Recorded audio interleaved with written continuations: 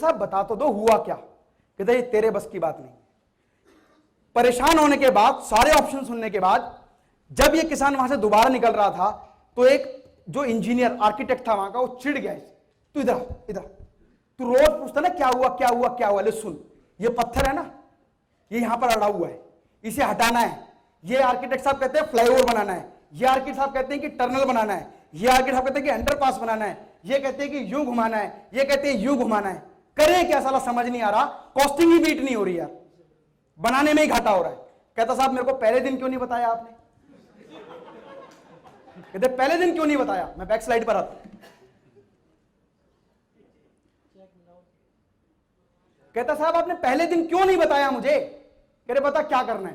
कह रहा कुछ नहीं करना है, या तो गांव के खेतों को किसान को बुलाओ, या आपके पास तो मशीनरी है, 3 मशीन मंगाओ, इसके पत्थर के इस तरफ गड्ढा खोदना शुरू करो, और इतना खोदो इतना खोदो इतना खोदो कि गड्ढा बहुत बड़ा हो जाए, और नीचे से मिट्टी निकाल दो, पत्थर उसमें लुढ़क जाए।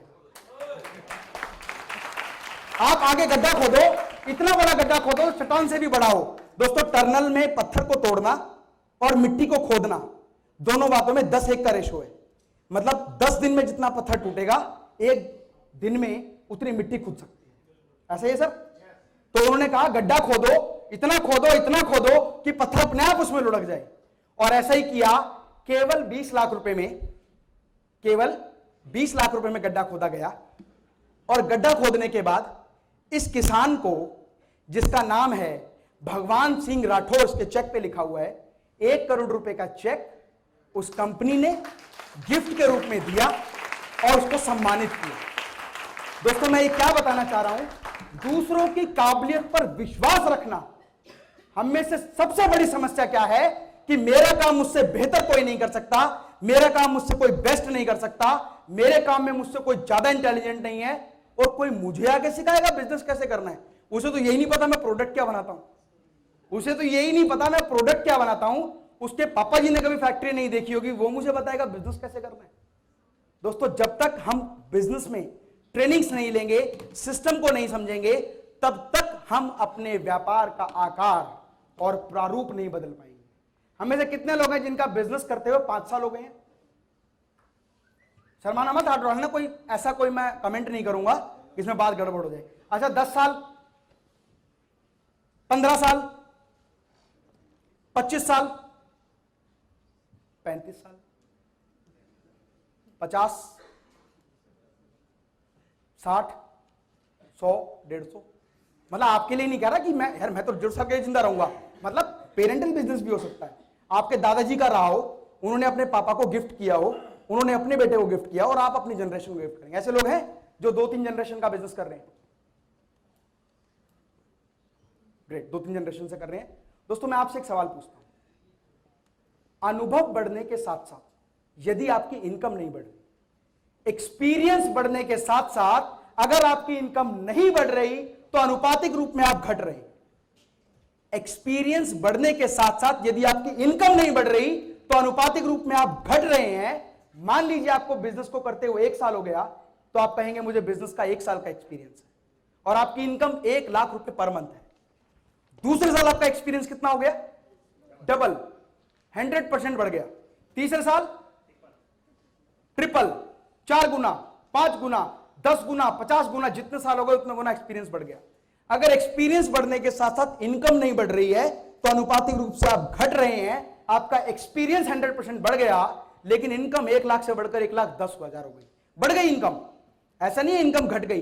1 लाख से बढ़कर आपकी इनकम 1,10,000 हो गई, लेकिन इनकम में आप 10% बढ़े और एक्सपीरियंस में आप 100% बढ़े। इनकम में आप 10% बढ़े, लेकिन एक्सपीरियंस में आप 100% बढ़ गए।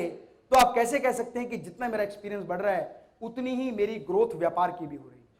और जब मंदी का दौर आया, तो इन एक्सपीरियंस तो 300% हो गया, लेकिन इनकम 90,000 रह गई। एक्सपीरियंस 400% हो गया, इनकम 50,000 रह गई। अब सोचते हैं 50,000 पे रुके रहे ना तो सही है। एक्सपीरियंस बढ़ रहा है, अनुपातिक इनकम घट रही है, या एक्सपीरियंस भी बढ़ रहा है, अनुपातिक इनकम नहीं बढ़ रही जिस रेशो में बढ़नी चाहिए। दैट्स मीन्स आपके बिजनेस सिस्टम में कोई कमी है। आप ये सवाल जब मुझसे पूछेंगे ना, मैं भी जवाब दूंगा दिखा के वीडियो। एक एक शोरूम से लेकर एक एक शॉप तक और एक एक क्लास से लेकर एक एक बैच तक, और एक एक बैच से लेकर पूरे हिंदुस्तान तक, और पूरे हिंदुस्तान से लेकर विदेशों में भी व्यापार के बारे में बात करूंगा। मेरी company, I am CEO of matters overseas limited. आज से केवल 3 साल पहले, 3 साल और 7 महीने पहले ये एक छोटी सी फर्म मैंने स्टार्ट की थी। फिर 3 महीने बाद मैंने उसकी 2 यूनिट बनाई, फिर 3 यूनिट बनाई, फिर 4 यूनिट बनाई, फिर एक नियम बन गया कि हर तीसरे महीने एक नई यूनिट बनती है। व्यापार का प्रारूप बढ़ता गया। अभी बाद में बात करते हैं इसके बारे में। आज हम बात करेंगे ऐसे सिस्टम की, ऐसे क्वेश्चंस की जिसको आपको रोज अपने आप से पूछना होगा, अपने बिजनेस से पूछना होगा, अपने आप से पूछना होगा। और जब आप देखेंगे कि मुझे इनमें से बहुत सारी चीजों का जवाब ही नहीं पता, तो समझ लीजिए आपको वो ट्रेनिंग ही आपके पास नहीं है, वो सिस्टम ही आपके पास नहीं है जिससे बिजनेस का सर्कल ग्रो। हेलो, इतनी कम आवाज। हेलो, हेलो, साथ में प्रोग्राम चल रहा है, उनको पता लगना चाहिए कि यहां प्रेयर हो रही है, स्कूल के बच्चे हैं। Hello, great. तो मैं बात कर रहा हूं ECG। क्या होता है ECG? होता तो ये वैसे साइंस में है, पर मैं कॉमर्स स्टूडेंट हूं, तो मैंने इसको कॉमर्स में घुसा दिया घुमा के। होता है ना, हम लोग बहुत सारी जुगाड़ करते हैं ना, इंडिया में तो है ही कि है मतलब कुछ, बना दिया मतलब कुछ है। तो साउथ इंडियन डिश, लेकिन खाने में पंजाबी मजा आता है, डोसा और इडली, और वहां जाके खाओ तो मजा नहीं आता, क्योंकि हमें पता है कि कौन से राज्य में बेचना है, उसका टेस्ट उस राज्य के हिसाब से होना चाहिए। तो मैं हूं कॉमर्स स्टूडेंट, इसीलिए इस इंग्लिश के वर्ड को, इंग्लिश नहीं साइंस के वर्ड को मैंने कन्वर्ट किया। ECG एक मशीन होती है दोस्तों, जो ये चेक करती है कि अगर आपकी बॉडी या हार्ट बीट में कोई प्रॉब्लम है तो उसको टेस्ट कर लेती है कि इतनी प्रॉब्लम है, इतना ये है, घट गया, बढ़ गया। आज तक मुझे वो ग्राफ समझ नहीं आया, मैंने यूं देखा, मैंने कहा बहुत बढ़िया, उस ग्राफ को छोड़ दिया। लेकिन ECG एक ऐसा सिस्टम है जहां ये चेक हो जाता है कि आपका लेवल ऑफ हार्ट बीट कितनी है। लेकिन मैं कॉमर्स की बात कर रहा हूं, entrepreneur circle of growth, entrepreneur की ग्रो करने का सर्कल। और कब कब हमारे जीवन में ऐसा मौका आता है जब हमारे व्यापार का प्रारूप बदल जाता है। दोस्तों, आपसे एक सवाल पूछता हूं, जब एक बच्चा पैदा हुआ तो धीरे धीरे वो बढ़ना शुरू हुआ, और बढ़ते बढ़ते वो पूरा एक ह्यूमन बीइंग, एक मनुष्य, एक मानव, एक बड़ा व्यक्ति बन गया। लेकिन यदि इसके प्रारूप को थोड़ा सा बदल दिया जाए, मैं कहता हूं बच्चा बढ़ना शुरू हुआ, 5 वर्ष की उम्र तक ठीक से बढ़ा, जो हमारे बिजनेस में होता है। फर्स्ट क्लास बिजनेस शुरू करते हैं और काम धड़ाधड़ बढ़ना शुरू हो जाता है। यही बात करेंगे इसके बारे में। 5 वर्ष की उम्र होने के बाद उस बच्चे की हाइट बढ़ना बंद हो गई, केवल फेस मैच्योरिटी बढ़ने लगी, और 5 वर्ष की हाइट ही रही उसकी अगले 20 साल तक। क्या कहेंगे उसको? बोना या विलक्षित व्यक्ति। लेकिन दूसरे परिवार में एक और बच्चा पैदा हुआ, उसकी हाइट बढ़ना शुरू हो गई, फेस मैच्योरिटी चेंज नहीं। क्या कहेंगे उसको भी? विलक्षित बच्चा। यार है तो ये बड़ा, लगता तो बालक सा ही है, बोलते ना बड़े बुजुर्ग बोलते हैं, है तो बड़ा ही है पर लगता बालक सा ही है। तीसरे परिवार में एक और बच्चा बड़ा हुआ, वो हट्टा कट्टा, सेहत में, फेस मैच्योरिटी, दाढ़ी, शेविंग, हेयर स्टाइल सब बढ़ता चला गया, लेकिन दिमाग नहीं बढ़ा। क्या बोलेंगे? मेंटल कंडीशन में। दूसरा बच्चा पैदा हुआ किसी और के यहां, उसकी हाइट भी बढ़ी, लेकिन सिर्फ ऊपर ऊपर, इतनी हाइट बढ़ी, टांगे उतनी है, टांगे इतनी इतनी, बच्चा पूरा बढ़ा। क्या बोलेंगे उसको? विलक्षित बच्चा ही बोलेंगे उसको। एक और बच्चा हुआ, उसकी टांगे तो बहुत लंबी हो गई, ऊपर की बॉडी छोटी। क्या बोलेंगे उसको? विलक्षित बच्चा हुआ। यही सेम प्रॉब्लम हमारे बिजनेस के साथ। हम कहते हैं एक्सपीरियंस बढ़ गया, इनकम नहीं बढ़ी, और एक्सपीरियंस हो गया, इनकम नहीं बढ़ी। बढ़ तो रही है सर, 1 लाख कमाते थे 1,10,000 कमाने लग गए, 10% बढ़ी, मतलब हाइट अनुपात में नहीं बढ़ी। ठीक यही बात हमारे व्यापार के साथ में होती है। हमारे व्यापार का प्रारूप और आकार जब समान रूप में नहीं बढ़ता तो वो विलक्षित बच्चा हो जाता है, और दूसरा बच्चा आता है आपके सामने कंपटीशन में और आपको धोके चला जाता है। दूसरा कॉम्पिटिटर आता है, आपसे बेटर बिजनेस करता है और आप आउट ऑफ द मार्केट करके चला जाता है। क्या होता है? Entrepreneur circle of growth. हमारे व्यापार में जब हम ग्रो करना शुरू करते हैं तो अलग अलग फेसेस आते हैं, अलग अलग फेस, जिसमें अपने बिजनेस को डेवलप करते हैं। केवल फेसेस की इंफॉर्मेशन और नॉलेज ना होने के अभाव के कारण में हम लोग अपने व्यापार के प्रारूप और आकार को बड़ा नहीं कर पाते। और मैं आपको सिर्फ वही ट्रेनिंग दूंगा जो प्रैक्टिकली मैं अपने व्यापार में करता हूं। मैं जानता हूं कि इंपोर्ट एक्सपोर्ट के अलावा शेयर मार्केट का कोर्स कैसे कराया जाता है, लेकिन जब तक नहीं कराऊंगा जब तक मेरी कंपनी स्टॉक एक्सचेंज में लिस्ट नहीं होगी। तो व्यापार के प्रारूप में फर्म से लेकर लिमिटेड तक मैं आपको बता सकता हूं, उससे आगे मैं जानता हूं, लेकिन जब तक नहीं बताऊंगा जब तक कर नहीं दूंगा, ताकि सामने वाला बोले सर आप बताओ। सुनिए मेरी बात, एंटरप्रेन्योर सर्कल ऑफ ग्रोथ, क्योंकि हम इस बात को समझते ही नहीं कि एंटरप्रेन्योर सर्कल ऑफ ग्रोथ क्या होता है। हम उस बच्चे को जैसे बढ़ता है बढ़ने देते हैं, किसी की तो टांगे लंबी हो जाती हैं, किसी का धड़ छोटा हो जाता है, कोई हट्टा कट्टा हो जाता है, दिमाग से काम नहीं करता, कोई दिमाग से ठीक हो जाता है, शारीरिक वृद्धि नहीं होती, किसी की हाइट रुक जाती है, टोटल विलक्षित बच्चा बन जाता है। ठीक जानकारी और ट्रेनिंग के अभाव में हमारे बिजनेस का भी यही हाल हो जाता है। हमारे बिजनेस की ग्रोथ का एक सर्कल होता है, और जो लोग अपने बिजनेस की ग्रोथ के सर्कल के बारे में समझ लेते हैं, वो उस तरीके से अपने बिजनेस को डेवलप करना शुरू करते हैं। क्या होता है बिजनेस का ग्रोथ? बिजनेस के किसी भी व्यापार के ग्रोथ को अगर देखा जाए तो ये साइकिल 11 साल की होती है। सर्कल ऑफ ग्रोथ 11 साल का होता है, और 11 साल में कोई भी छोटी सी फर्म हिंदुस्तान की क्या विश्व की सबसे बड़ी कंपनी बन सकती है, बशर्ते हमें यह पता हो कि उसके बनने का तरीका क्या होगा, उसके बनने का तरीका क्या होगा और किस तरह से उसके आकार को बढ़ाया जाएगा। सबसे पहली स्टेज को हम कहते हैं 1 से 2 साल या 0 से 2 साल। हम में से हर व्यक्ति ने जिसने व्यापार खुद खड़ा किया है, उसका व्यापार भी 0 से समय से शुरू हुआ और 2 साल तक पहुंचा। पहले 2 साल को बोलते हैं ग्रोपिंग स्टेज। ग्रोपिंग स्टेज मतलब नया पौधा आपने लगाया है, नया बीज आपने बोया है। आपको इसके बारे में कुछ भी नहीं पता होता, यह भी नहीं पता होता कि मैं इस बिजनेस में आया क्यों, मुझे इस बिजनेस में लाया कौन, और जो भी व्यक्ति मुझे इस बिजनेस में लाया बस मैं उसकी वजह से आ गया। और आने के बाद अब इस बिजनेस में बायर कैसे ढूंढना है, सप्लायर कैसे ढूंढना है, क्लाइंट कैसे ढूंढना है, काम कैसे करना है, पेमेंट कैसे आएगी, टर्नओवर कैसे होगा, प्रोडक्शन कैसे होगा, हमें कुछ भी नहीं पता होता। पहले 2 साल को हम ग्रोपिंग स्टेज कहते हैं, जहां हम व्यापार का बीज केवल बोते हैं। और बोने की तो बात छोड़ो, हमें यही नहीं पता होता बीज है किस चीज का, और ये बीज मुझे दिया था जिसने वो तो पता है, पर मैं यही बिजनेस करूं तो क्यों करूं। हम में से हर व्यक्ति ये कहता है कि मेरे पापा जी का बिजनेस था तो मैं इसमें एंटर कर गया, या मेरा दोस्त ने बीकॉम लिया तो मैंने भी बीकॉम लिया, मैं साइंस में इंटेलिजेंट, लेकिन दोस्त ने लिया तो मैंने बीकॉम लिया।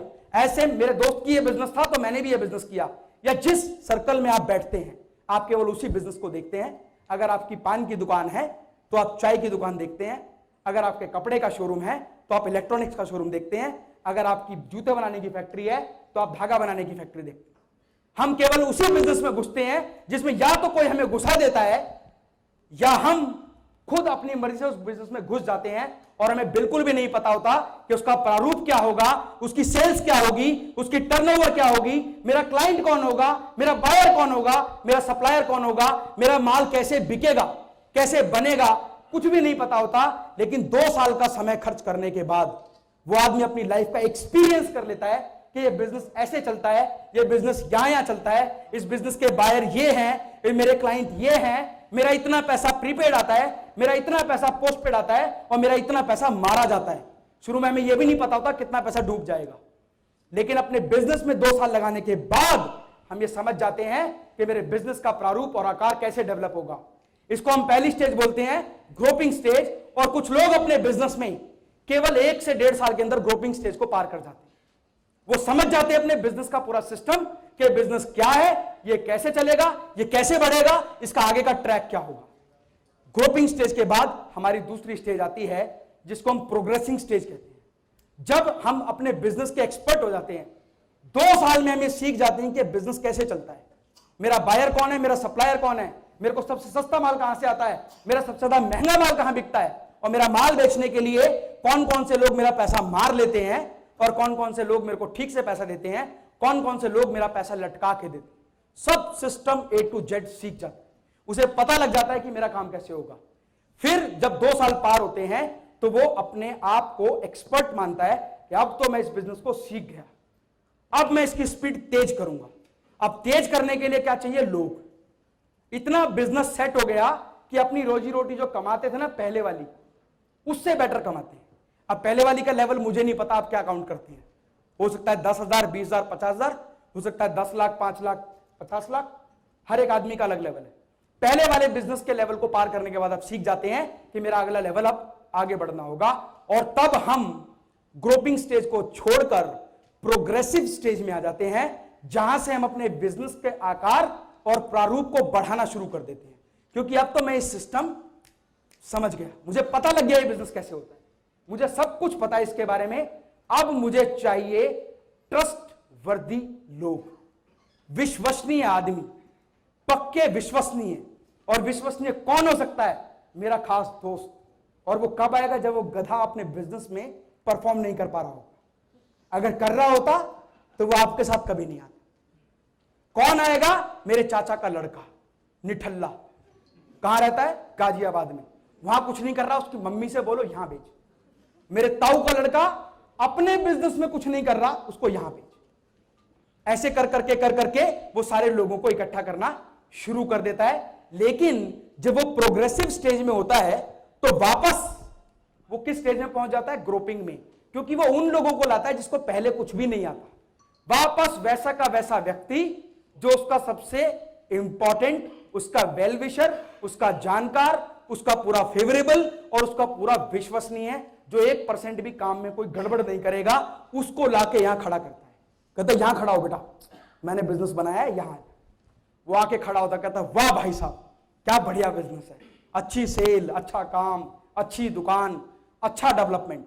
लेकिन वो आदमी जो आपका सबसे ट्रस्टवर्दी होता है वो किसी के लिए सबसे बेकार होता है, केवल आपका रिलेटिव होता है या खास होता है या आपका प्रिय होता है, इसलिए वो आपके साथ आ जाता है। और साथ भी इसलिए आता है क्योंकि वो वहां कुछ नहीं कर पा रहा होता। और वापस हम प्रोग्रेसिव स्टेज में आके काम ग्रोपिंग स्टेज का करना शुरू कर देते हैं, उसका काम करना शुरू करते हैं, उसकी ट्रेनिंग करना शुरू करते हैं, उसको सिखाना शुरू करते हैं, उसको पढ़ाना शुरू करते हैं।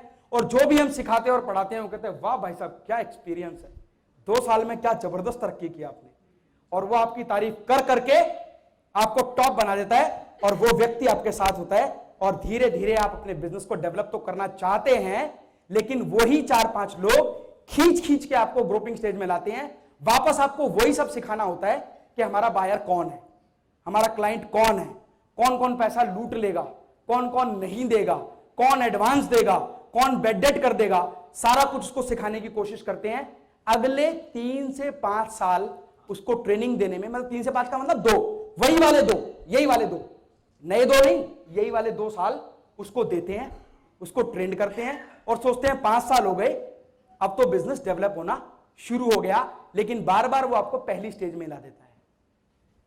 अगली स्टेज सिस्टम प्रोसेस या सिस्टम ओरिएंटेशन। अब ये क्या होता है? इसमें एक सेगमेंट है बहुत जबरदस्त। आज आप ग्रुपिंग स्टेज से निकल के थोड़ा सा कूदे थे, जिन 4-5 बहन भाइयों को, चाचा ताऊ के बच्चों को, यार दोस्तों को आप लाए थे, वो बार बार खींच के आपको वहीं खड़ा कर देता है।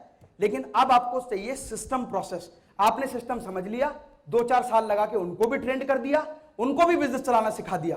अब आपको क्या चाहिए कि सिस्टम प्रोसेस इंप्लीमेंट कैसे हो। और ये कौन करते हैं? हमारे बाप। अब कहोगे मेरे बिजनेस में मेरा बाप, हाउ इज इट पॉसिबल? ये करते हैं आपके बाप, मतलब आपके टॉप कॉम्पिटिटर्स के बड़े बड़े इंप्लॉइज। लेकिन वो आपके बिजनेस में आने को तैयार नहीं है, आपकी शक्ल देख के, आपकी कंडीशन देख के, आपकी फैक्ट्री का स्टाइल देख के, आपके काम करने के सिस्टम को देख के। कहता है इस सड़ी हुई कंपनी में कौन जाएगा। और आप हमेशा सोचते हैं क्योंकि मैं टॉपर हूं तो मुझे वो लोग चाहिए जो यस बॉस बोले, why boss, where boss, how, this should be, that should be, ये होगा, ऐसे होगा। ऐसे लोग हम ढूंढते ही नहीं है। हमें चाहिए होते सिस्टम प्रोसेस, जो काम के सिस्टम को डिजाइन करते हैं, जो ये कहते हैं कि गल्ले पे नहीं बैठना चौधरी साहब, गल्ले से खड़ा होना है। गल्ले के लिए एक सॉफ्टवेयर बनता है, उस सॉफ्टवेयर पे कैशियर एंट्री करता है, 500 का नोट अलग रखता है, 100 का अलग रखता है, 50 का लगता है, 10 का अलग, 5 का अलग और सिक्के अलग, एक सिस्टम बनाता है। और बहुत से छोटे व्यापारी सिस्टम को समझ जाते हैं। वाजीवा जैसी छोटी सी फर्म भी बहुत बड़े आउटलेट्स 200, 300, 400, 500 आउटलेट चला लेते हैं।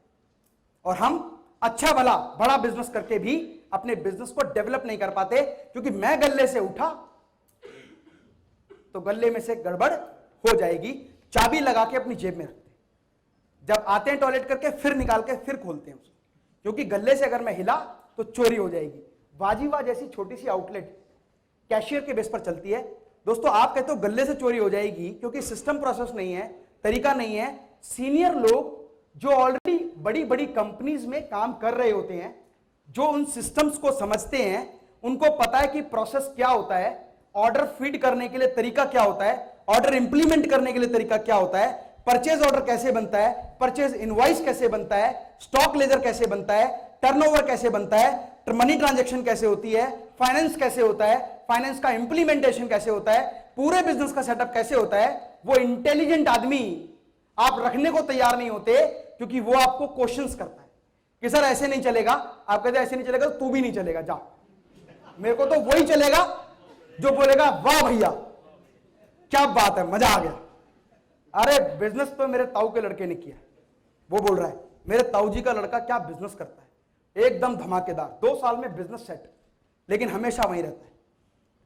सिस्टम प्रोसेस करने वाले लोग ज्यादा प्रोफेशनल होते हैं, कूटनीतिज्ञ होते हैं, इंटेलिजेंट होते हैं, और आपके लेवल को देखकर आपके साथ आने को तैयार ही नहीं होते। इसीलिए अब आपको अपने आप को धोना पड़ेगा, ड्रेसअप स्टाइल चेंज करना पड़ेगा, कपड़े का तरीका चेंज करना पड़ेगा, पहनने का, खाने का तरीका चेंज करना होगा, बात करने का तरीका चेंज करना होगा, आने जाने का तरीका चेंज करना होगा, स्कूटर को उठा के किक मार के गट से नहीं जाना होगा। आपको धीरे धीरे सिस्टम बदलना होगा। अपनी ही गाड़ी में माल रख के छोड़ के नहीं आना होगा, अपनी ही गाड़ी में माल लेके नहीं आना होगा, खुद भाग के जाके पेमेंट नहीं लानी होगी, सब लोगों को सेट करना होगा और आपको बिल्कुल खाली होना पड़ेगा, बिल्कुल free, like a entrepreneur, like a company, like a director. और अभी बोल रहे हो ना कि सर बोल रहे हो बड़ा मजा आ रहा है, अभी बताऊंगा अपने बारे में बाद में। तो ये सारा सिस्टम प्रोसेस वाले लोग आपको फिट करने पड़ेंगे। अगर फिट करना नहीं समझ में आ रहा तो एक ऐसी जगह बताता हूं जहां करोड़ों का ट्रांजैक्शन रोज होता है।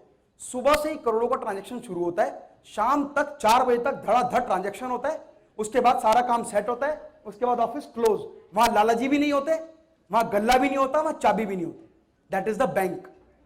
करोड़ों रुपए रोज आता है, करोड़ों रुपए रोज जाता है। डीडी के माध्यम से पेमेंट होती है, चेक के माध्यम से पेमेंट होती है, ओवरड्राफ्ट लिमिटेड के माध्यम से पेमेंट होती है। इतने तरीके से पैसा आना और जाना होता है, लेकिन एक सिस्टम फिट होता है कि पैसा विड्रॉल करने की स्लिप ये है, डिपॉजिट करने की स्लिप ये है, टर्म्स एंड कंडीशन ये है। तो ये लोग आपके बिजनेस के सिस्टम में प्रोसेस को डालते हैं कि माल को प्रोडक्शन में भेजते हैं। तो कैसे हम क्या करते हैं, ऑर्डर आया, लाला जी लोग माल बनाओ, या ठेकेदार को लो रामू इधर ये पर्चा पकड़, ये माल बना, गिन के मेरे को बताइए कितना माल लगा। लेकिन जब प्रोसेस फिट होता है तो उस प्रोसेस का ड्राफ्ट होता है कि सर ये ऑर्डर प्लेस हुआ, इतना आपको हमने सेल किया, उसमें इतनी क्वांटिटी लगेगी, इतने पीसेस लगेंगे। दोस्तों चाइना से मेटल आता है किसी का? चाइना से फर्नीचर आता है किसी का? चाइना से कोई material, machinery, equipment? Sir number of pages भी काउंट होके आते हैं। ये टेबल है, इसकी एक ड्राइंग लाइन है, लाइन ड्राइंग है, इसको ऐसे करके फिट करेंगे, 17 पेजेस लगेंगे, 17 ही आएंगे पॉलिथीन में पैक। क्योंकि प्रोसेस बना हुआ है कि एक चीज को बनने बेचने के बाद उसका बाइंग प्रोसेस क्या होगा, उसके बाइंग में कितना रॉ मटेरियल लगेगा, कितना आयरन लगेगा, कितना नंबर ऑफ स्क्रू लगेंगे, कितने नंबर ऑफ हिंजेस लगेंगे, कितने नंबर ऑफ लेग्स लगेंगे। एक एक चीज काउंट होती है, जिसको हम बोलते हैं BOP. BOP, bill of purchase. अब जरूरी नहीं कि आप परचेज करके लाएंगे, आपका स्टॉक यार्ड इतना बड़ा होता है जहां वो पर्चा भेजते हैं, वो मटेरियल निकालता है, वो प्रोडक्शन में जाता है, और प्रोडक्शन होने के बाद वो सीधा सेल के लिए जाता है। ट्रांसपोर्टर का सेट होता है कि भाई जैसी माल बनेगा एक डिलीवरी बिल बनेगा, डिलीवरी चलान बनेगा, वहां से मटेरियल डिस्पैच होगा। पूरे सिस्टम को प्रोसेस करने के लिए आपसे ज्यादा इंटेलिजेंट और आपसे ज्यादा क्वेश्चन करने वाले लोग आपकी कंपनी में फिट होंगे, तब वो ऑटोमेटिक बनेगा। और हम यही नहीं करना चाहते, क्योंकि मेरे बिजनेस में मुझसे बेहतर कोई और नहीं जानता, ये मैं ही जानता हूं। मेरी कंपनी मैंने खड़ी की, एक बाहर से आदमी आएगा, पैसे ज्यादा लेगा। हमें कौन सा चाहिए? सस्ता, सुंदर और खास, विश्वसनीय। लेकिन जो महंगा होता है, अविश्वसनीय होता है, प्रोफेशनल होता है, क्वालिफाइड होता है, वो आपके तरीके से नहीं चलेगा। वो आदमी आके यहां फिट होगा। उसके बाद जैसे ही आपके सिस्टम में सारे प्रोसेस फिट हो जाते हैं, अब जब सिस्टम में सारी चीज फिट हो गई तो ऑटोमेटिक मोड आ गया। अब आपको सिर्फ प्रोसेस करना है उसको। जैसे ही प्रोसेस सेट हो जाता है, उसके बाद चाहिए होता है आपको वो लोग जो आपके बिजनेस को एक्सपेंशन मोड में लेके आते हैं। मतलब administrative department, director of franchisee department, director of dealership, director of distributorship, director of purchase department, director of sales department, general manager, assistant manager, president, vice president, वो लोग जो आपके पूरे बिजनेस को एक्सपेंशन मोड में लेके आएंगे और आपके जैसे बिजनेस की यूनिट की बहुत सारी यूनिट्स बना देंगे। एक यूनिट मैंने कहा था शारीरिक विकास, जब सब सर्वांगीण विकास होगा तभी जीवन में विकास होता है। मतलब अब सब चीज बढ़ेगी, परचेज बढ़ेगी, सेल बढ़ेगी, स्टॉक बढ़ेगा, टर्नओवर बढ़ेगा, इंफ्रास्ट्रक्चर बढ़ेगा, मशीनरी बढ़ेगी, लेबर बढ़ेगी, तब आपकी इनकम समानुपात में बढ़ेगी। और सिस्टम में एक्सपेंशन करने वाले लोग आपको ऐसे नहीं मिलेंगे। आपको वो लोग मिलेंगे जो ज्यादा एम्बिशियस हैं, जिनके बड़े टारगेट हैं, जिनके बड़े गोल हैं, जो अपने जीवन में कुछ बड़ा करना चाहते हैं, लेकिन पहले बड़ी बड़ाई कंपनी में वो नहीं कर पा रहे। उस कंपनी में वो आगे ग्रोथ नहीं कर पा रहे क्योंकि उस कंपनी की टॉप लाइन आ गई है।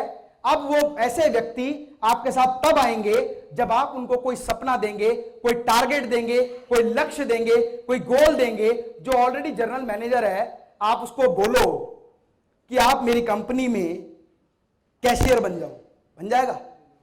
नहीं बनेगा। उसको बोल तो जनरल मैनेजर है ना, मैं तेरे को प्रेसिडेंट बनाता हूं, वाइस प्रेसिडेंट, फिर तेरे को प्रेसिडेंट बनाऊंगा, फिर तेरे को डायरेक्टरशिप दूंगा, फिर तेरे को अथॉरिटी दूंगा, फिर तेरे को आउटलेट्स दूंगा, तेरे को ये दूंगा, तेरे को वो दूंगा, फ्लैट दूंगा, गाड़ी दूंगा, ये सब कुछ दूंगा। आप अपनी कंपनी में जरा चेक करो कि सबसे महंगे इंप्लॉय की सैलरी क्या है। आपने कभी सोचा कि मैं आप किसी इंप्लॉय को 5 लाख रुपए पर मंथ सैलरी दूंगा? आपकी हवा खिसक जाएगी। 5 लाख तो मैं ही नहीं कमाता, तो 5 लाख कैसे दूंगा? और 5 लाख उसको दूंगा, मेरा से इंटेलिजेंट है, ये बिजनेस मैंने खड़ा किया है, ये तो मेरे पापा को भी नहीं पता था जो मैंने नया बिजनेस कर दिया।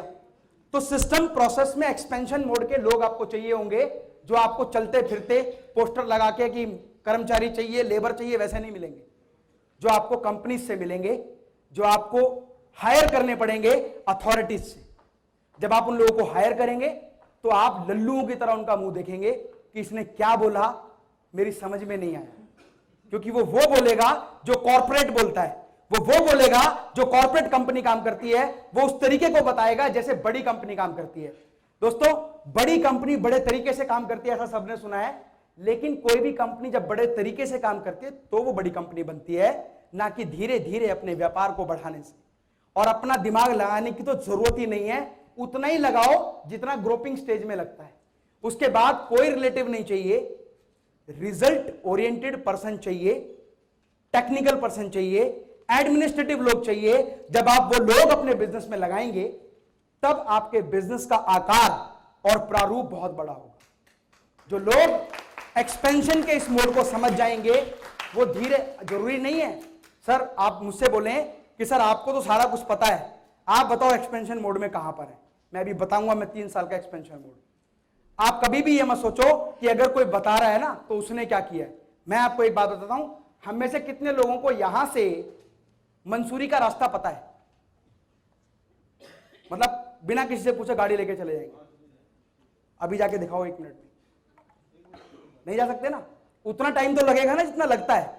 तो सिस्टम पता हो तभी तो जाओगे, नहीं तो पूछ पूछ के जाओगे। इसीलिए मैं आपको बता रहा हूं कि जब हम बिजनेस के ओरिएंटेशन को इस तरीके से मेजर करते हैं ना, तो हमारे व्यापार का प्रारूप एक्सपेंशन मोड में आता है। कुछ लोग ये एक्सपेंशन मोड अपनी लाइफ के 3 साल में अचीव कर लेते हैं, कुछ लोग 4-5 साल में कर लेते हैं, कुछ लोग 12 साल होने के बाद 15 साल, 20 साल, 30 साल होके भी ग्रोपिंग स्टेज में ही रहते हैं। हमेशा कहते हैं कि मुझे सगे संबंधी चाहिए, मेरी एक और आउटलेट खुल रही है, मेरे चाचा का भाई खोलेगा, और कोई खोल ही नहीं सकता क्योंकि गल्ला चोरी हो जाएगा, स्टॉक कंट्रोल नहीं होगा। तो स्टॉक कंट्रोल के सिस्टम को, इन्वेंट्री कंट्रोल के सिस्टम को, परचेज के सिस्टम को, सेल्स के सिस्टम को, बिजनेस के सिस्टम को, बिजनेस के मैनेजमेंट को, कॉर्पोरेट के मैनेजमेंट को, कॉर्पोरेट के बिजनेस के सिस्टम की इंप्लीमेंटेशन को, एक्सपेंशन मोड को जो समझेगा, वही जब 2 साल से और 24 साल का बच्चा बनेगा तो वो हट्टा कट्टा बनेगा, क्योंकि एक्सपेंशन पूरे तरीके से बराबर हो रहा है। आप सिर्फ एक्सपीरियंस बढ़ाते हैं और सिर्फ इनकम बढ़ाना चाहते हैं, ना तो इंफ्रास्ट्रक्चर बढ़ाएंगे, ना यूनिट्स बनाएंगे, ना स्टाफ बढ़ाएंगे, ना मशीनरी, ना फैक्ट्री, ना टीम। तब तक आपका बिजनेस कभी भी एक्सपेंशन मोड में नहीं आ गया। और एक बार जिस कंपनी का बिजनेस एक्सपेंशन मोड में आ गया ना, कॉम्पिटिटर कितनी भी कोशिश कर ले, कितनी भी रेट डाउन कर ले, कितनी भी क्वालिटी डाउन कर ले, कितना भी कंपटीशन फाइट कर ले, वो आपको कभी डिफीट नहीं कर पाएगा। क्योंकि जब एक्सपेंशन मोड में होते हैं तो वो कंपटीशन आपकी एक यूनिट से करता है, और ऐसी तो हमारे पास बहुत सारी यूनिट होती है। अब मैं आपको बताता हूं असली बात। मैंने आपसे कहा ट्रेनिंग सिर्फ वही दूंगा जो प्रैक्टिकल करता हूं। जो मैंने प्रैक्टिकली नहीं किया, वो बहुत चीजें मुझे आती हैं,